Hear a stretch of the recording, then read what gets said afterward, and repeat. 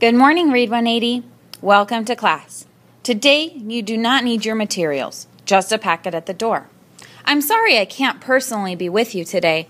I'll miss you very much, but I hope that you get some very good learning done as we have our R skills test in 1 week from today. Let's get started. You have a packet, and on the front page it says common and proper nouns. Let's take a look at what common and proper nouns are. We're going to start with the definition box over in the right corner.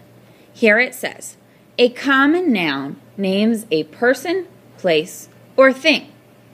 A proper noun names a specific person, place, or thing. A proper noun begins with a capital letter. Now, these definitions were pretty similar. I'm going to underline the major difference is that a proper noun is specific and it has a capital letter. Please make the same annotations on your note. Some examples of common nouns are student, city, or book, whereas a proper noun might be Harriet Tubman, Sacramento, or World War II. It is very important to know when to capitalize a noun and when not to capitalize a noun. Let's move on once you've made these annotations. Check out this list of nouns. All of these are people, places, or things. Take turns. The substitute will call on you to share whether each of these is a common or a proper noun. Be sure to include in your sentence how you know.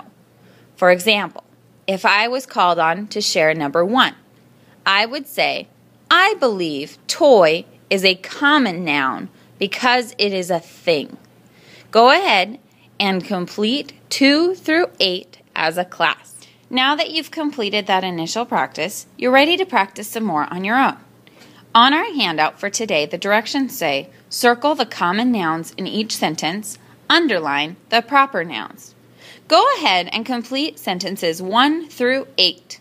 When you're ready to move on, we'll review them together. Now, on your own, the directions say, find each common noun in the box and write it in the chart.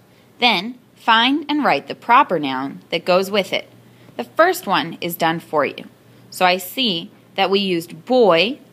Boy could be a common noun. We should modify this chart a little bit. We can see here, this shouldn't say example. This should say common nouns. And here, this box should say proper nouns. So I see that boy is a common noun, Claudio is a proper noun. I can get rid of these two choices, boy and Claudio, because I've already used them. Look at the rest of the nouns in this box and complete the T-chart with common and proper nouns. Now it's time to do some additional practice with subjects and predicates. Let's look at the definitions. The subject of a sentence tells who or what the sentence is about. For example, Kesha laughed. Who laughed? Kesha did. So Kesha is the subject. The predicate of a sentence tells what the subject does or is. For example, Kesha is my cousin. In this sentence, it tells what Kesha is, not what she does. Is the predicate in this sentence. All right? Or is my cousin, to be more specific. Now, let's move on and do some practice identifying the subject and the predicate together. Here are our examples. Let's go through each of these and underline the subject and circle the predicate. So we'll underline who the sentence is about and circle what they're doing or who they are. So for number 1, Dad unlocked the door. Who is this sentence about? The sentence is about Dad, so I'm underlining it. What does Dad do? He unlocked the door. Unlocked the door is the predicate. Our guest teacher will call on 3 students to help us out with questions 2, 3, and 4. We'll underline the subject and circle the predicate. Now it's time for some practice. For part 1, read each sentence. Underline the subject. For part 2, read each sentence. Underline the predicate. Then, write 3 sentences. Circle the subject and underline the predicate in each sentence. Notice that this is a reverse of what we did previously. Good luck. When you're ready to move on, we'll do the next section. For our last section, we'll be reviewing narrative writing, which is what you are working on right now in Read180 with your paragraphs about weather. Let's start by reading this example of a narrative. It is called Mountain Storm. Follow along with your broom, your finger, or a pencil as I read out loud. Mountain Storm. The day we left for our camping trip was sunny and warm. Mom, Dad, and my 2 sisters and I drove to the lake. We also brought my friend Stefan. We planned to camp at the lake for 1 night and then to hike to another lake for 2 more nights. The weather forecast promised us clear skies. When we reached the lake, it was late afternoon. Everything went like clockwork. Soon, we had our tents up and our sleeping bags laid out. We had a good supper and then sat around the campfire. We told stories and sang songs. The stars were shining all over the sky. Finally, we went to sleep. The next morning was clear. We ate breakfast and then packed our packs. We were on the trail by 9.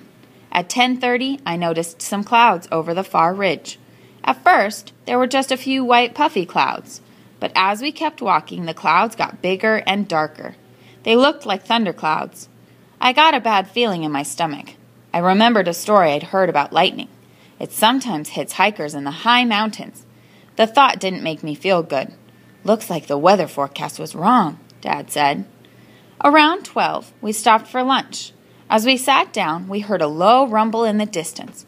We all looked at the darkening clouds. They were getting really big now. We set out again after about an hour. The clouds were closer. We could see flashes of lightning. The rain started and got harder and harder. Dad told us to put on our ponchos. Now I know the weather forecast was wrong, Dad said. Mom and Dad already had a plan. They had us move under a low tree to stay dry. There were big trees not too far away. They thought the big trees would attract any lightning away from us. I felt better. Suddenly, the lightning and thunder were right overhead. The thunder crashed. I looked at Stephen, and his eyes were really big. Once, the lightning and thunder hit at the same time. We all jumped. Luckily, the lightning didn't strike anywhere near us. After about 2 hours, the storm began to let up. We could see patches of blue sky here and there. The rain stopped. All the trees were dripping. We started hiking again. The trail was muddy from the rain. Mom was very relieved that her plan had worked. Then I started to giggle. Dad asked, "What are you laughing about?" "I was just thinking that I'd like to be a weather forecaster," I said. "You can make lots of mistakes without losing your job." All right, what a detailed story about this storm in the mountain. Let's move on to follow these directions to identify the parts of a narrative composition. Number 1, circle one pronoun in the first paragraph that identifies the narrator. So let's look at this first paragraph. Here we see, the day we left for our camping trip was sunny and warm. Mom, Dad, my 2 sisters, and I drove to the lake. We also brought my friend Stefan. We planned to camp at the lake for 1 night and then hike to another lake for 2 more nights. The weather forecast promised us clear skies. How do you know who the narrator is? I know that this story is told in first person. This author uses the pronouns we and I, which means that they are the one telling the story. Circle these pronouns. Then move to question number 2. Put a star next to the paragraph that tells the main problem. Go ahead now and look back through this passage and see if you can find the main problem. Number 3, put a check mark next to the paragraphs that tell the ending. All right, notice that this says paragraphs, not paragraph. In our next section, tell about something exciting that happened to you in nature. It could be a storm, as in the story, or it could be something else. If this is a struggle for you, you can describe what happened in the story. So you would change in the beginning I to in the beginning they. Okay? If you would like, you can revise what you've been working on for your narrative paragraphs. When you're ready to move on, restart. In order to complete this last page, you're going to need to reference the prompt choices. You may choose any of these 4 prompts to write a narrative, which is a story about yourself. Number 1 says, nature adventures. Nature can be exciting. Tell a story about something that happened outdoors.